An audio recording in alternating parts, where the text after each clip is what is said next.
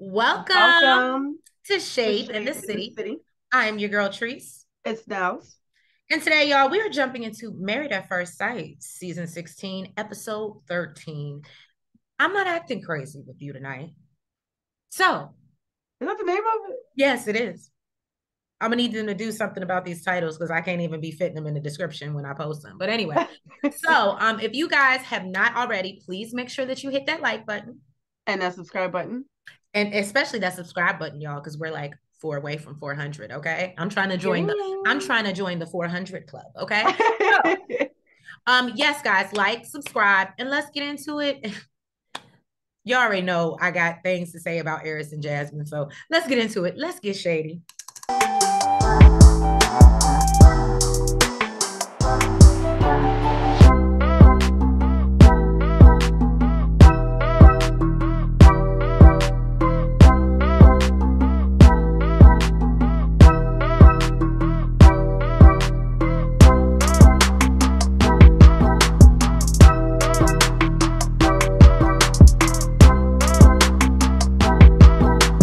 Kirsten is showing Shaq a home. That's how we're starting off. And he can see that she's in her element as a real estate agent and he likes it. He admires her passion for what she does and thinks it's a little sexy, actually.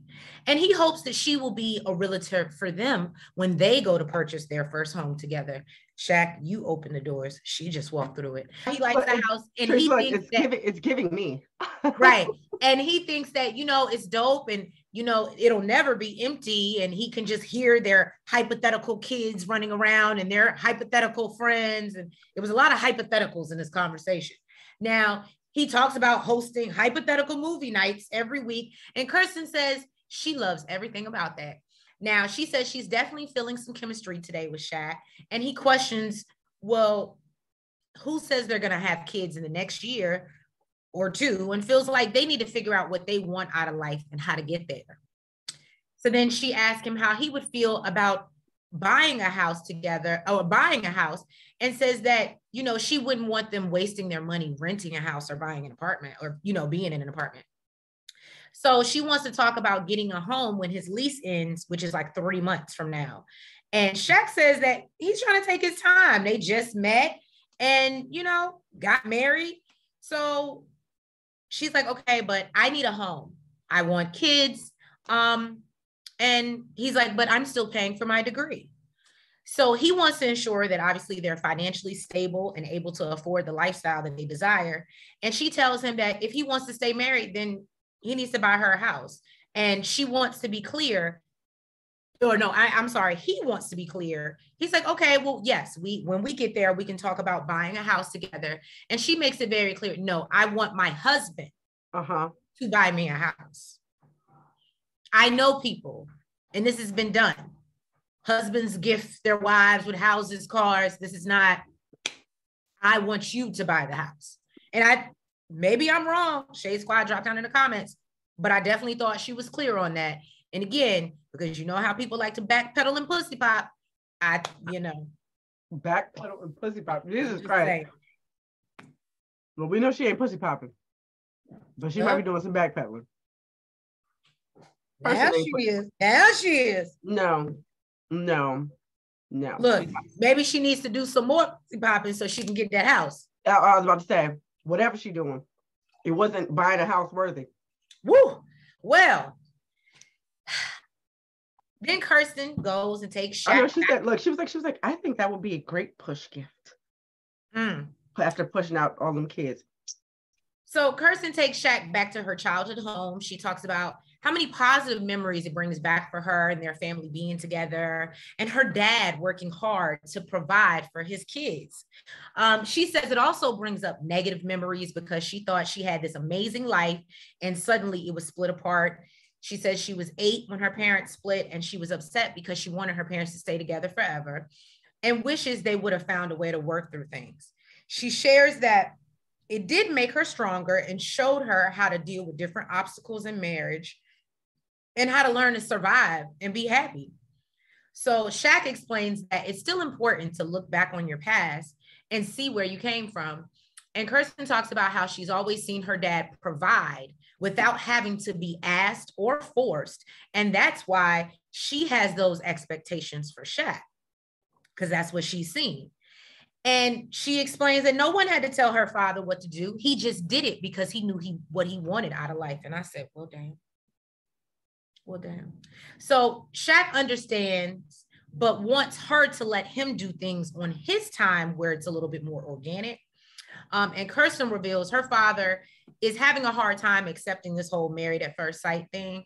And so she's still hesitant to introduce him if this isn't going to be a long-term situation with Shaq. And Shaq wants to talk to her father so he can learn more about her, but also learn what she's seen so he can be clearer on what her expectations. He want to know what the blueprint is. Huh? He want the blueprint. Yeah, he want the blueprint. And I ain't mad at him. He's like, what better way than to go to the source? Shaq says that he's a family man.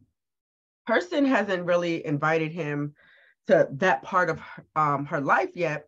So he wants to take the initiative. So he invited his godmom and god sister, Daphne and Destiny, to come visit from Mississippi and Georgia to meet Kirsten.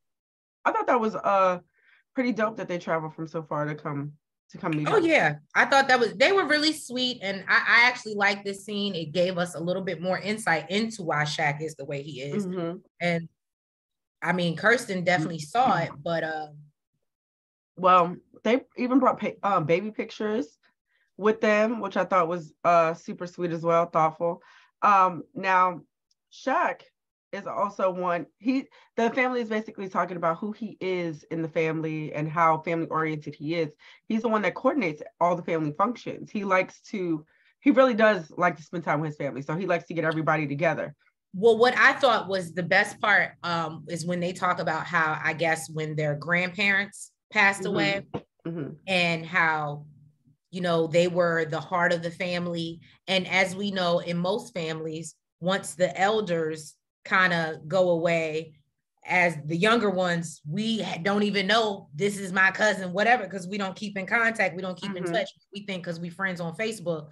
And so I loved that he was like, no, we're going to still see each other, organize events, who's bringing what, and mm-hmm. we still all going to get together regardless if they are here or not. And I thought that was super dope because people really don't do that often anymore. So then they touched on the accident and how basically all the kids were like thrown from the car. He says that he went 2 weeks without even knowing if his family was okay. Like nobody would answer questions. Right. He didn't see anybody, and then says that one day they were just all put in a room together and everybody was super emotional. And I will say, I think I said a couple times in a couple reviews, and I just want to say, you know what? Because I've been in an accident and she laughs at me because she feels like I drive like a grandma, and I do if I'm on the road with other people. When I got the road to myself, I drive like a bat out of hell. But I can understand. I think I may have not been as sensitive as I should have been. And after seeing the pictures of that car, and just, I can only imagine why you would be scared to do everything. Mm-hmm. Like, so my apologies, Shaq. Go ahead. Okay, so Kirsten asked him, with him having always things to do, how can she be supportive?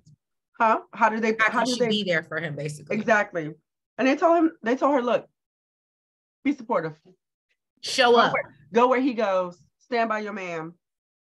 And they tell her that, he's going to take care of you, but you got to make sure you take care of him. So, boo, that house you want, you got to actually put in work for it. Okay? You got to actually open it. Let down some of the walls. Actually introduce him to your family. That things that matter, rather than just telling him what you expect. Well, she thought, I gave him a little cookie. I thought I was That's what she thought. That's what she thought. How did it work out for you in the past? Chris and Nicole, all the groups are basically taking their significant others to, like, their old stomping grounds or things that remind them of their childhood. Yeah. Because a lot of, like, Nicole's not from there, and I thought her idea was cute. I thought it was dope. Yeah.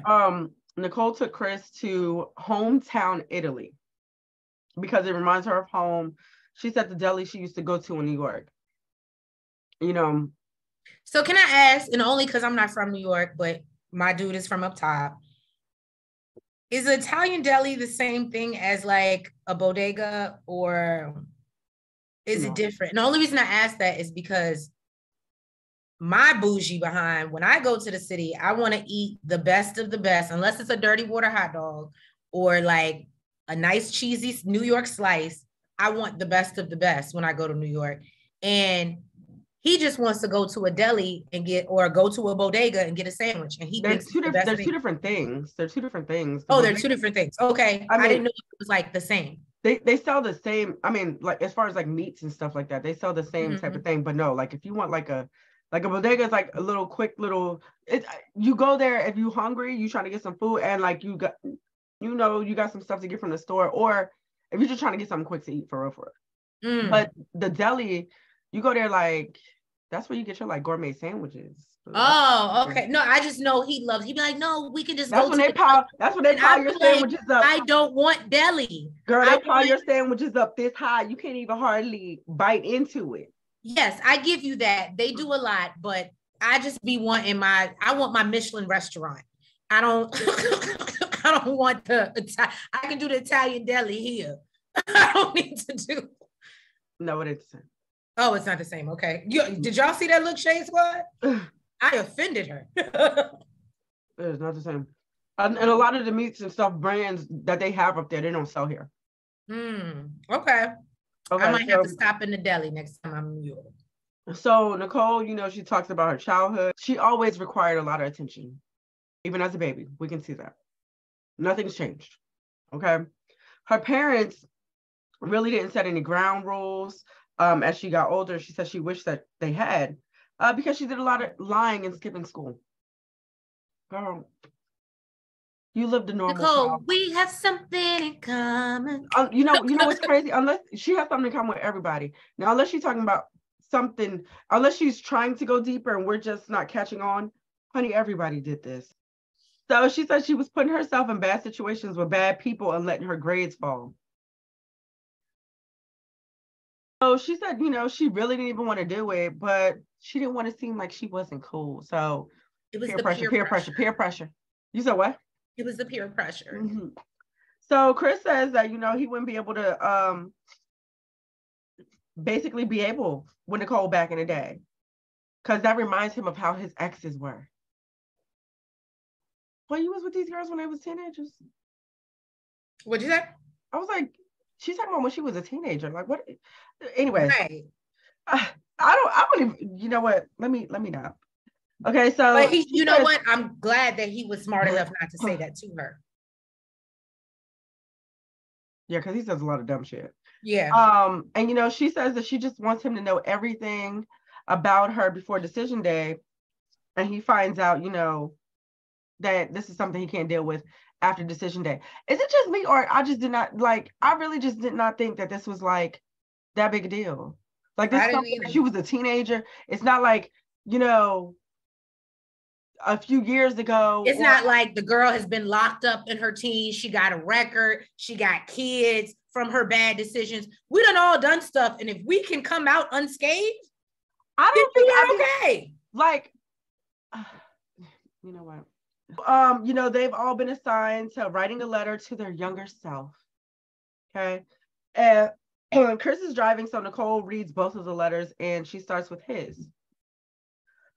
And he tells his younger self not to be afraid to stand up for what he believes in. Don't let people walk all over you. Have a heart-to-heart with your dad earlier than later. Talk to your mom about the guy she used to date. Apparently he was verbally abusive.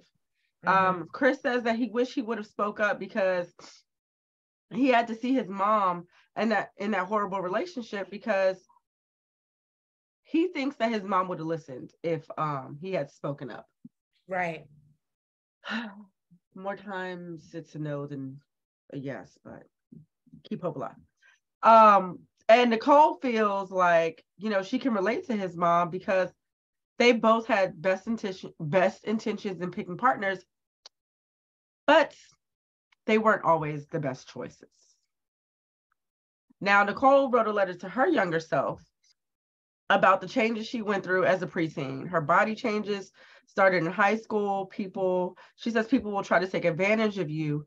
Relationships don't define you, and don't let your poor start to your adult life make you feel less than or unworthy and unloved. You'll meet someone who makes all that BS worth it. And she said the first relationship that she was in really burned her to the core. And she still lives with that shame today, but we've seen it. Mm-hmm. You need to let someone. And you know what? Can I just say, I think this couple does a lot of overthinking. I feel like, and I understand they want them to dig deep in their past so it like doesn't come up, but I think that you're overthinking it so much that you're making things in it when it's not. A mountain out of a molehill. Right. Yeah, she said she still lives with that shame. She lives with a lot of shame that I think that she just really needs to let go. She says because of that, she did so much protecting of her heart that she blocked off a lot from seeing what was out there. And now her heart is open and exposed. And he asked her if she's worried about getting her heart broken. She said, there's a chance, even if it's unintentional, and even if they broke up amicably, I can't even speak. Even if they broke up amicably, right, it would still break her heart. And she said, no matter what, no matter how long they've known each other, she will never feel 100% confident because every day she likes him a little bit more. And it's a risk that, the heartbreak will grow a little bit more. But she says the risk of heartbreak is not, does not compare to the joy that she feels every day. So if it ends in heartbreak, she'll take it. No, Chris takes Nicole to a painting business, right? And all his siblings apparently worked for his father, who owned his own painting business. And so it's a big part of who he is. He says growing up was tough and his parents were divorced basically before he can even remember them being together.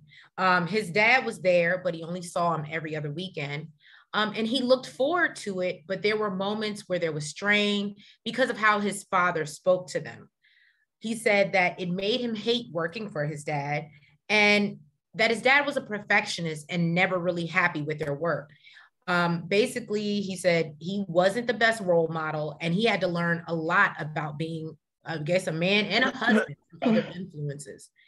This also made him realize the type of man that he didn't want to be and the type of man he did want to be, which is someone his mom could be proud of. I said, talk about taking shots at your dad.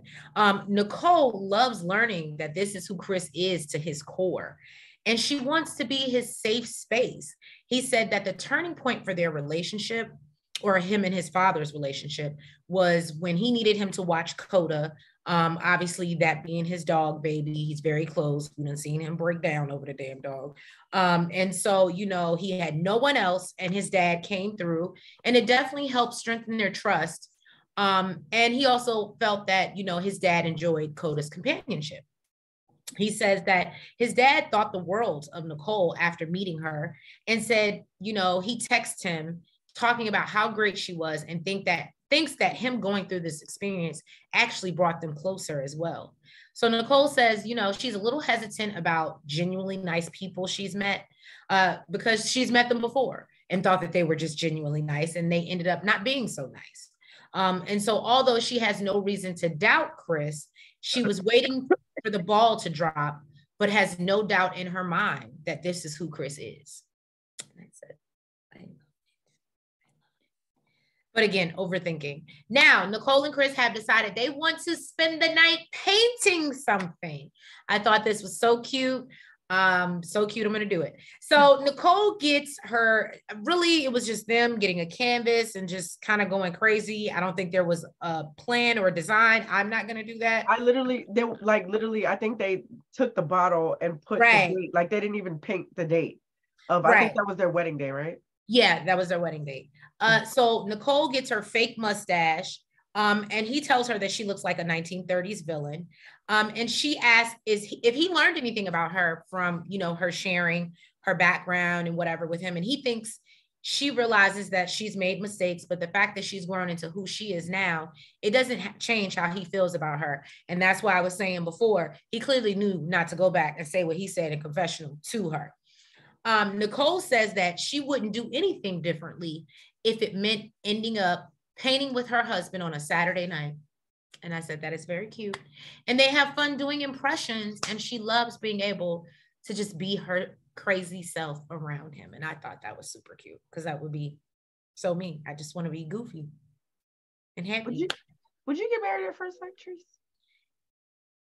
I would, because you know me, it's all about who you are. Mm-hmm. So if I think I couldn't marry Eris at first sight, but I think like, if I had got a Chris personality wise, absolutely. I think that it could grow, and I would be all in, especially as emotionally. Yeah, I could see it. I could get over the physical. Some things you can't have nubs, but I can get over certain things in order to be happy and be in love. Clint took Gina out to a soccer field. Apparently, this is something he did when he was like, he said 8 or 9. He said he was 3 feet tall with a size 9 foot, because we had to know that. Okay. But he said he was no good at it, because he was trying to work a soccer ball with these big old floppy feet. Clint, he's trying to hint to us. Worse than them. Right. So he says that soccer taught him a lot: perseverance, persistence, drive, and motivation. And it ignited competitive spirit in him. Gina says she thinks that they share that mentality of not giving up on things, and says even in their marriage, he tries to, give it his all and stay confident in it. And she finds that shit super attractive. So, okay, look at us finding some attraction here. Okay, Gina said, I'm here for it. I'm here for the ginger now. Mm-hmm. And it makes her feel closer to him, and like they can make this marriage work, because Clint is the shit. I mean, he is. I already told y'all I like Bronny from Clint. The time he came on our screen. I like him, but I already like, I like Ginger, so he was already it for me. Anyways, Gina. He's the quicker picker-upper. Leave Bronny That's actually alone. Bounty, but So Gina took him to her hair school, which I am so not surprised. She said that it was such a huge part of her past because it changed her entire life. She said it was a huge career change. She had actually gone through college and was doing broadcasting since she was like 14. It was just a crazy idea. When she was 18, she knew she was done with broadcasting and she was bartending, so she had the money. She was like, you know what? Why not? Why not give it a try? Why not? And she said it was a lot. That she's a risk taker. Yes, she is. She said that it was a lot harder than she thought it would be, but she's glad she did it, because who would have thought 10 years later she would own her own company? She's even considering owning a hair school one day. I said, okay, Gina, I thought that was pretty dope.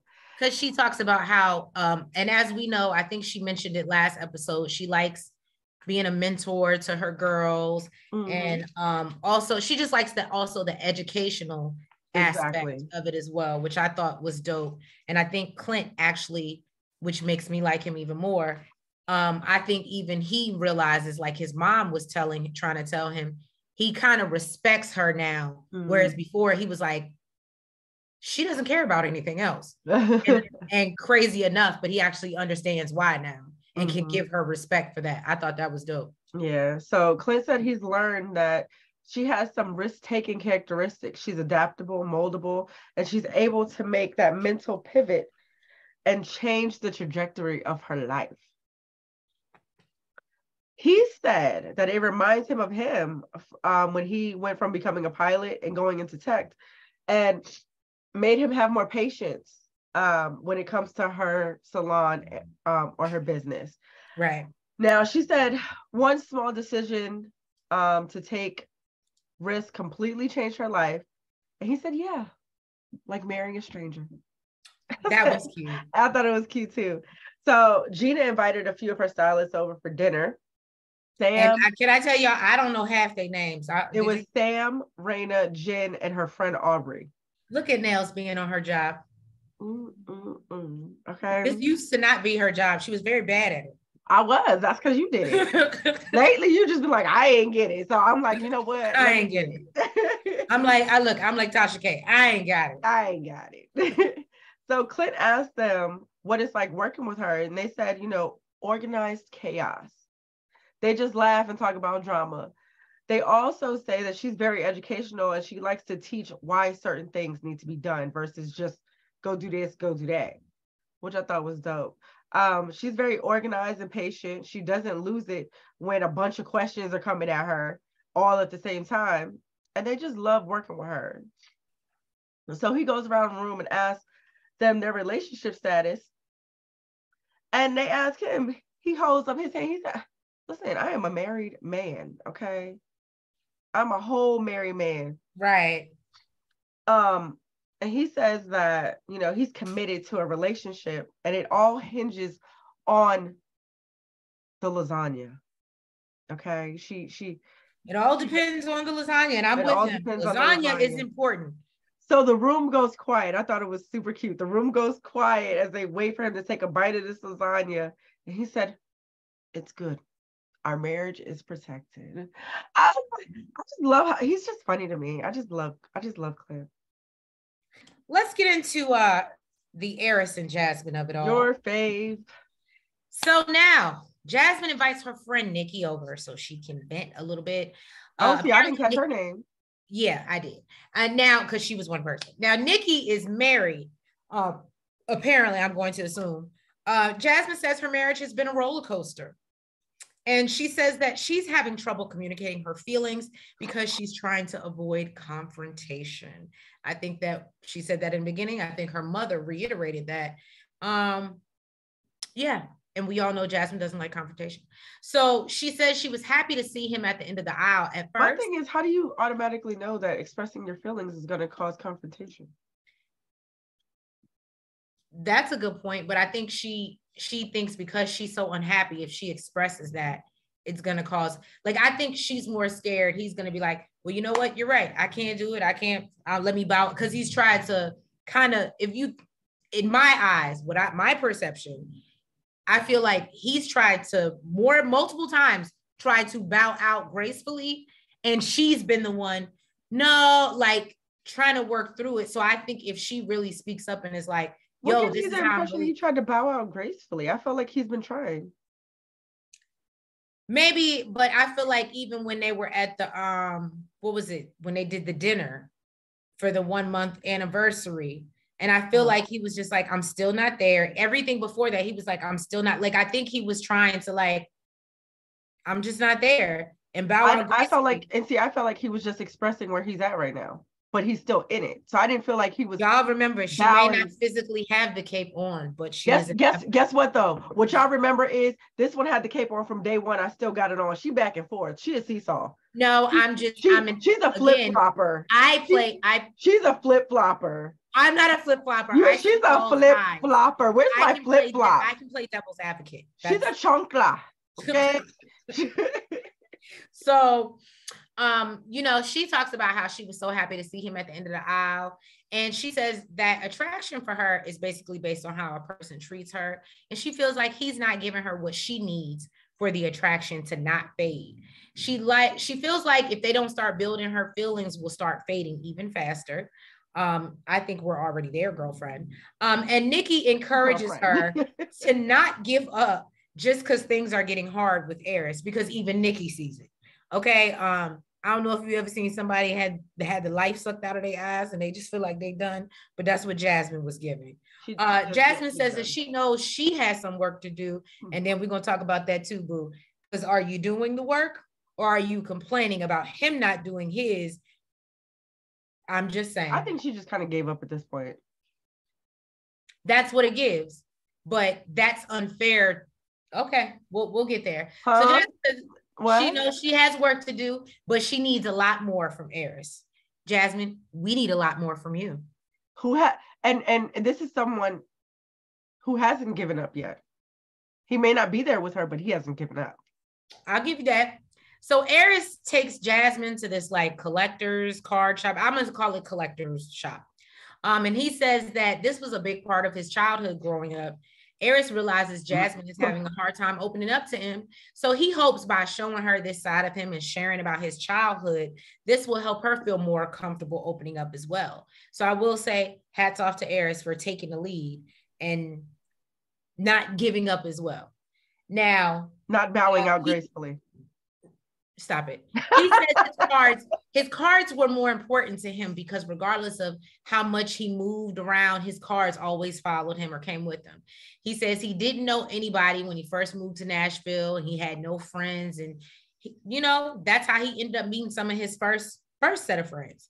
So he talks about as an only child being very independent and says that his therapist, Eris is in therapy. Period.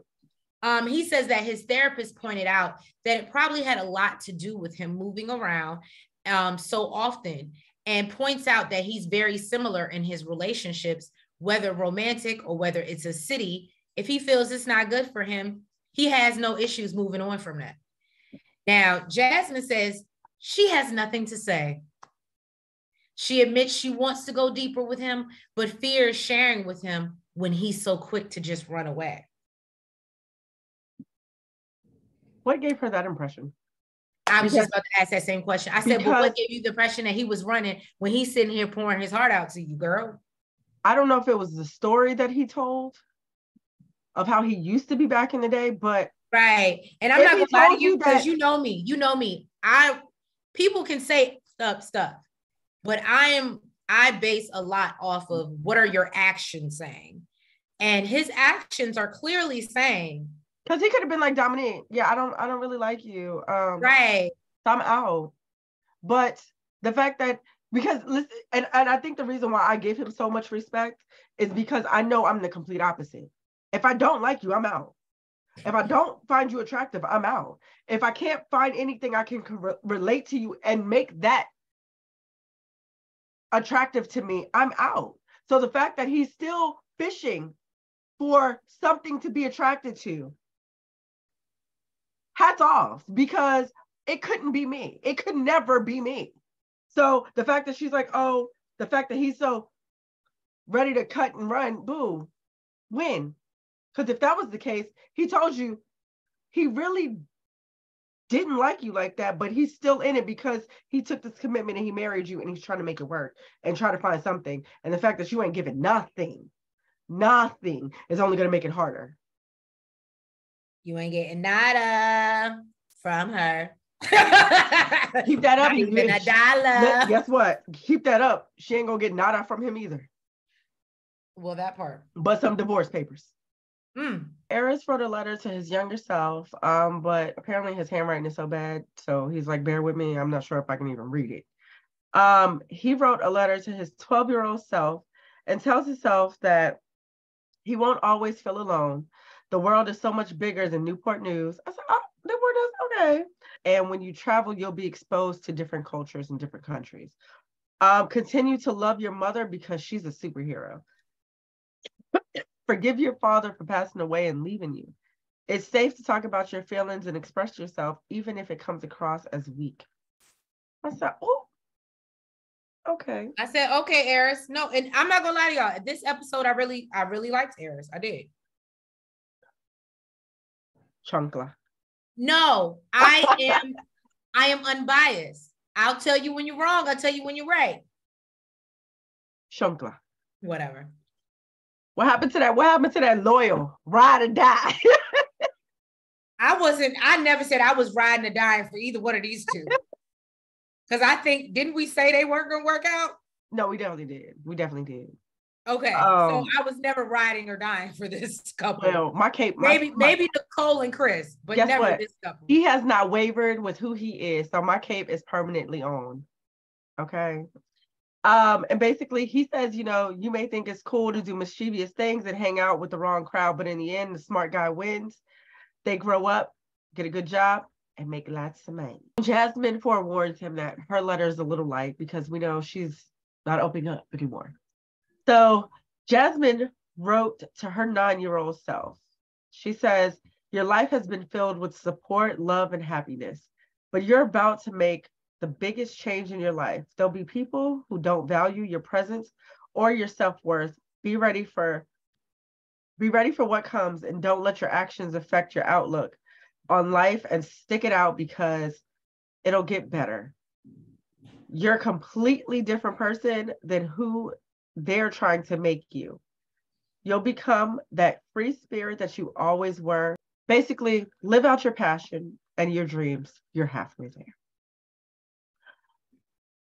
What the fuck? So he thinks it's dope that she works with other girls and helps them instill that confidence in them and shows them the way. I don't understand how she can instill something in them that she does not have. So she says that she's proud of herself and the person that she's become. He says Jasmine told him that she wanted to go deep, and he's ready to open up and learn more about each other so they could really give this marriage a chance. Cape on. And he feels that they had similar and both great things to say, and that they should copyright and sell it. Can I tell you, I'm not buying?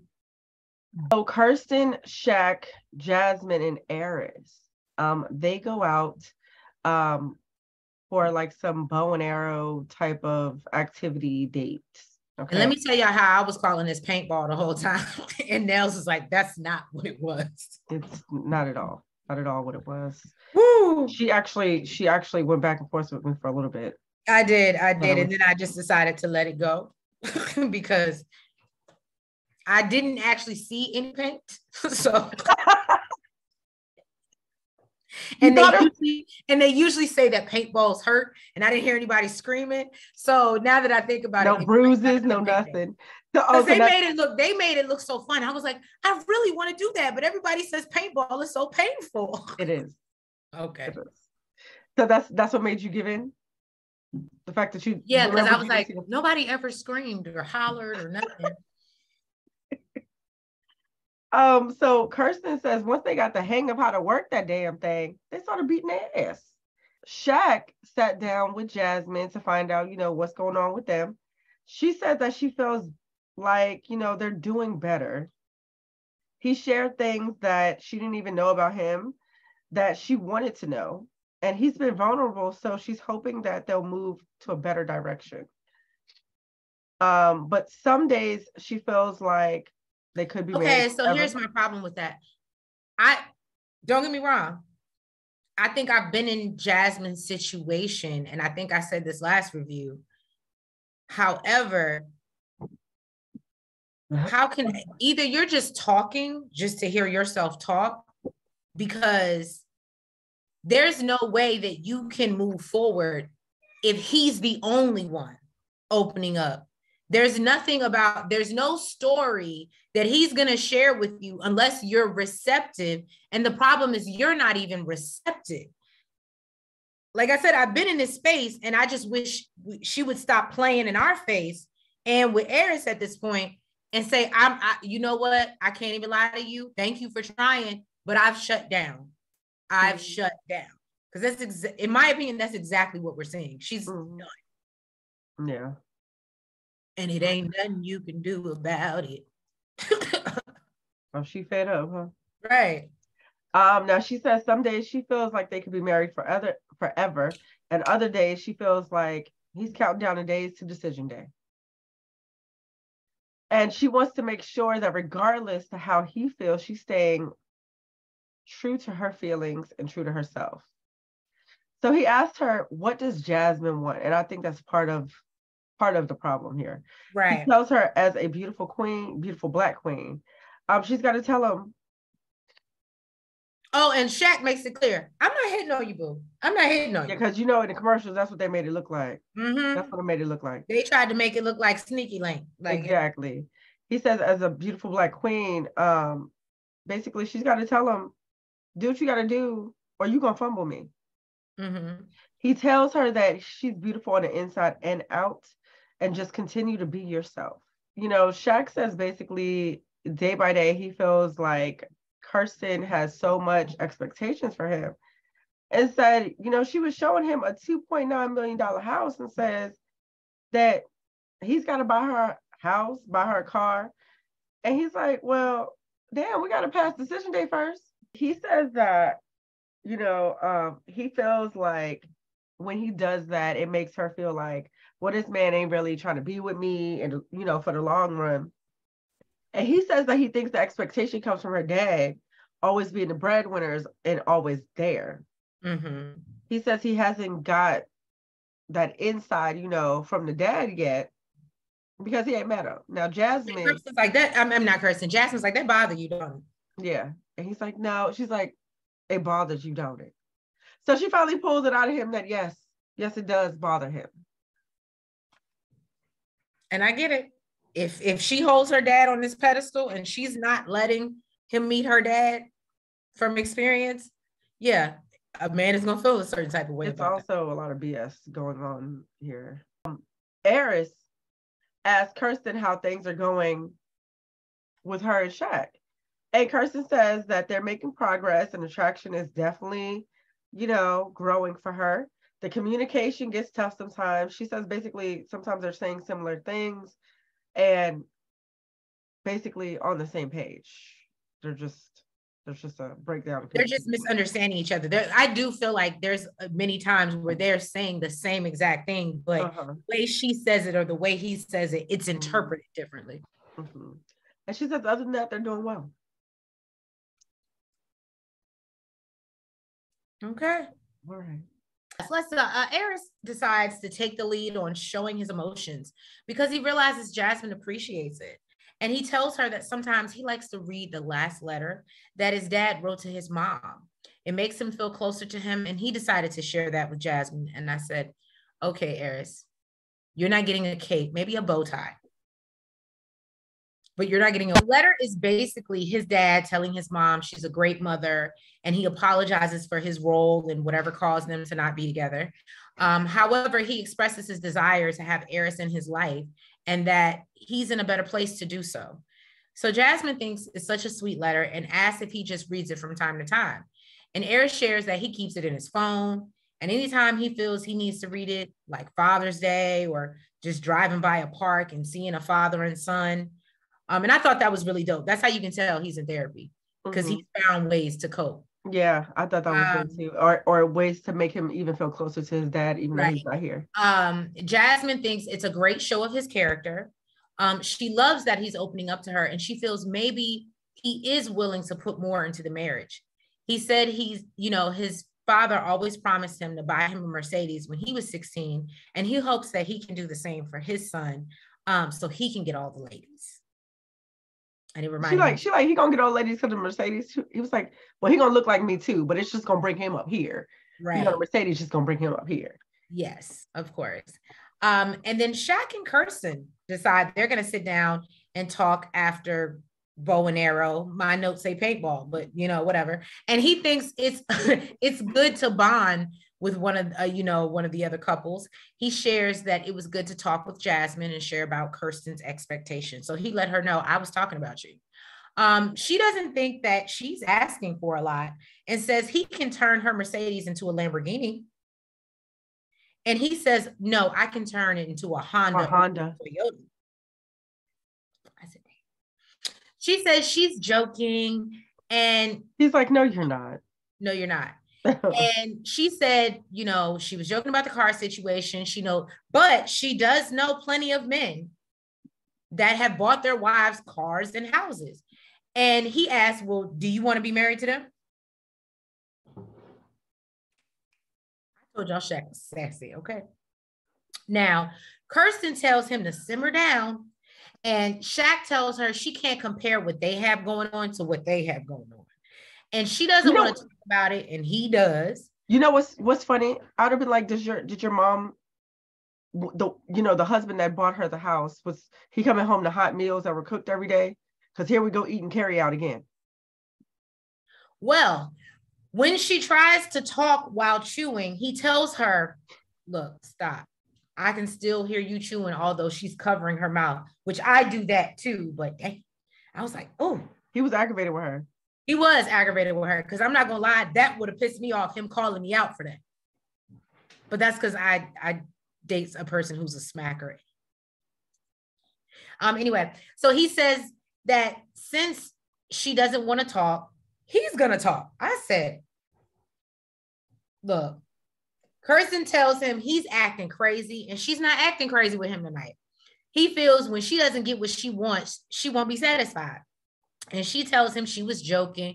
And he brings up how she told him he was too playful on the honeymoon. I said, we let it all out, Shaq. We let it all out. And that's what I said. That's exactly. I said that was built up. Yes, it was. That was built up. Yes, it was. I was like, how did we get back to the honeymoon? Because you over here talking about, oh, I was joking. It's not the time or the place, boo. It ain't the time or the place. And he said he doesn't want to joke around because he knows that she meant it. And she tries to tell him that when they get to a point in their relationship, when they're ready to buy a house and they can, get approved for, and he's like, a $3 million house. And she's like, no, the one that we can get approved for, then they will, discuss that. And he reminds her, but when you said that, it wasn't we, it was me. Uh-huh. And that's not, basically that's not what you said at first. Kirsten feels like he's overreacting and putting too much pressure on himself, and tells them they're going to be fine. As long as you buy me what I want. I said, well. I think Kirsten, I'm not saying what she wants is over the top or unrealistic, right? I think as a man, you are supposed to protect and provide, right? But I think as a wife, if you want to play those roles, there are things that you have to do as well in those roles. And Kirsten, you are not that. Well, so if he needs to get a blueprint, if he needs to get a blueprint from these men that or get a blueprint from from your daddy, who's God knows where, I'm gonna need you to sit down and get the blueprint from the ladies. Right, the cars and the houses. What were you doing besides just being cute and working? What were you doing? This man don't even know nothing about you in order to buy you a house or a car. Woo! Okay, come through. He don't even know what your apartment really is supposed to look like. We don't even know if that's a real fucking place that you took him to. Well, we know it's a place. We just don't know if she really lived there. Her place. He don't know nothing about, there's nothing that makes him want to do that for you because he does not know you. I wish I had, that's not even shady. And just like he said, I don't want to be forced. I shouldn't be forced. And your daddy was not forced. That's what he wanted to do. No man should be forced. Okay. It shouldn't even be a conversation. If he wanted to do it, he would do it. Mm. But you're not putting him in a position to even want to do it. So, talking about this is who I am. No, it's not. That's not who you are. You are not the woman who gets the car or gets the house. That's not who you are. Because you don't even know. You know what? Let me not. Ooh, okay, y'all. That's what she wants. That's what she wants. But she's not making herself that woman. Okay, let's get nails off the pulpit, and that is the end of today's service. If y'all have not already, please make sure that you hit that like button, you comment, you subscribe, and you hit the notification bell. And make sure that you're following us on all the platforms: the TikTok, the Twitter, Facebook, and IG. And y'all, we will catch y'all for another sermon next week. I'm Married at First Sight. Have a good night. Good night.